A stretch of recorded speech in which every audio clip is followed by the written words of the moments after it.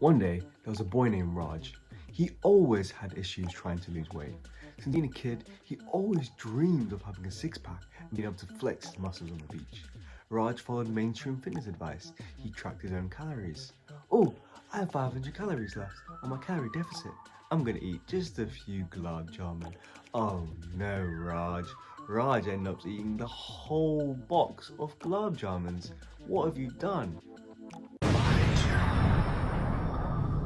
Baijan was once just like Raj. He struggled with binge eating, but he finally found a method which allowed him to keep eating clean foods and stick to his diet. He didn't even track calories. It's called intermittent fasting. This method consists of eating 4 to 6 hours after waking up, eating 2 to 3 meals per day. I'm just like you guys. I followed mainstream YouTube fitness advice. Track your calories, get your protein in, get your protein shakes in. But it just never worked for me. In actual fact, I was very fat growing up. I think a lot of South Asians are growing up, it's just the way we are, genetics, and also we eat a lot of bad food. And I thought, okay, calorie deficit, so I ate literally barely, no food, bro, and I lost so much weight, I got so skinny. But with methods like this, it's not sustainable. You end up binge eating and then you get fatter than you were before. So it's short-term great, but then long-term, you're actually affecting yourself. You're going to get worse over a long period. So what the key here was these mainstream fitness advices, sure, they can work for some people. I'm not saying tracking your calories doesn't work. It does. The law of thermodynamics, technically, everyone who loses weight is on a calorie deficit. But there's actually a study which shows that some rats, both of them, so a group of 2 rats, both of them had the same amount of calories, but one had seed oils, one had, I think it was olive oil, and the seed oils group gained weight, the other group lost weight. So what does that tell you? Maybe it's not all just about calories in, calories out. Maybe there's other factors, right? So I think there's a very much a big space out there with calories and losing weight. There's a lot more to it than just calories in, calories out. For example, if you're eating the same amount of calories, 2 people, and you say, oh, one lost weight, one didn't, how? That doesn't make sense. Well, the other one was more active. The other one got 20,000 steps per day. The other one got 200 steps per day. So there's loads of factors that need to be addressed within this situation. Right?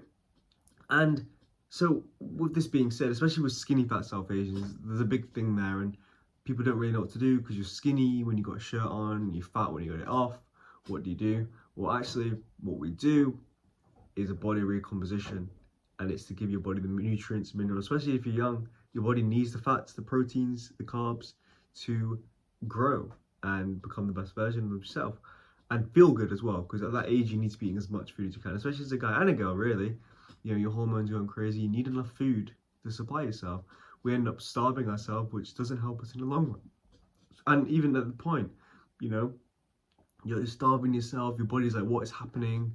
Your body needs the nutrients to thrive and grow, right? So the key here is you've got to assess the situation and base accordingly.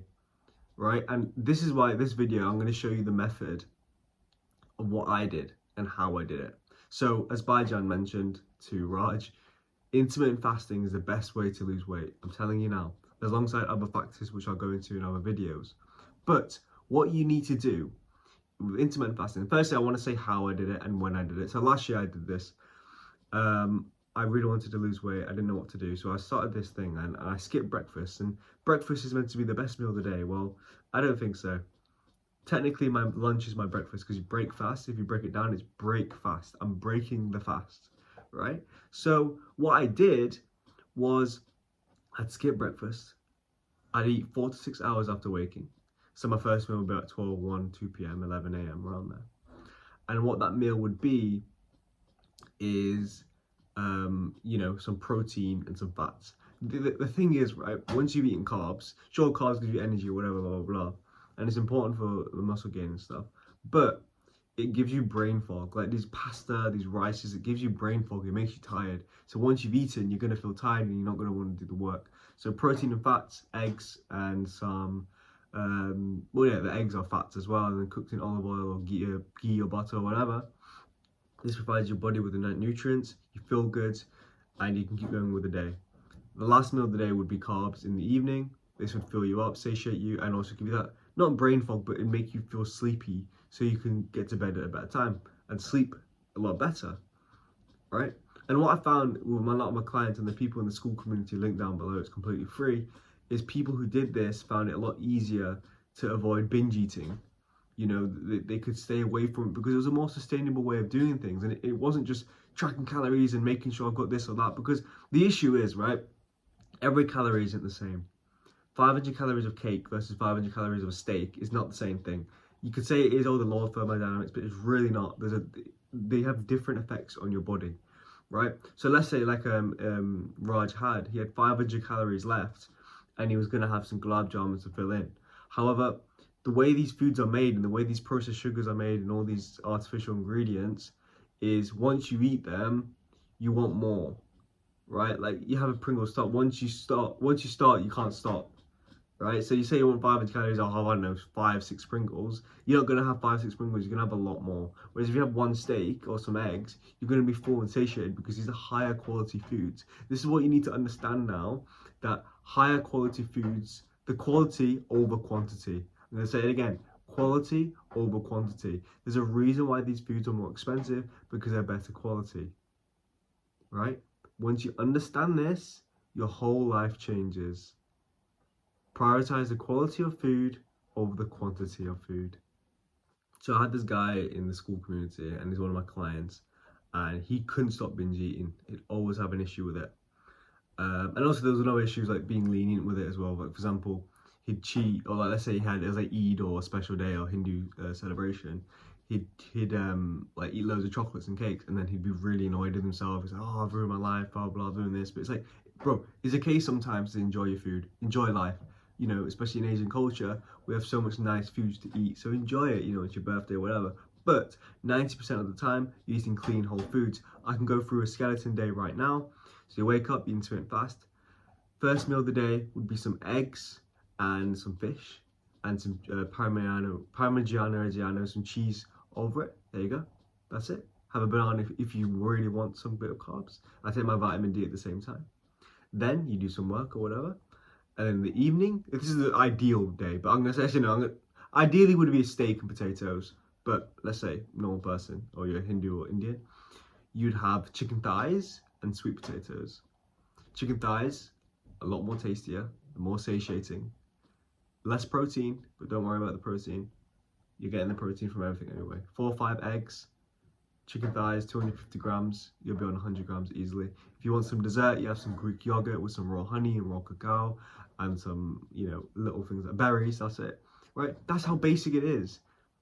That's how simple it is. If you want more information and more scientific and the catabolic states and all these things, like I don't need to go into the science of these things. You just need to try it yourself. First few days will be tough. Your body's like, what the hell's happening? But the issue, the beautiful thing about this is once you're in the fasting state, your body will be burning the fat. And one thing, let me tell you something, it's not about losing weight, it's about burning fat. You want to be burning fat. You want to be focusing on burning fat. Intermittent fasting will help you do so. Okay?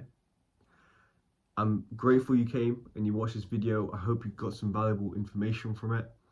I hope you're not a Raj and you're becoming a Baijan. If you want to go from Raj to Baijan, link in the bio.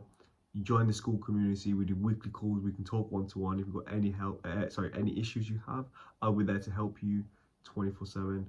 My guy. Take care, man. All the best. Pakwas Bandakoro.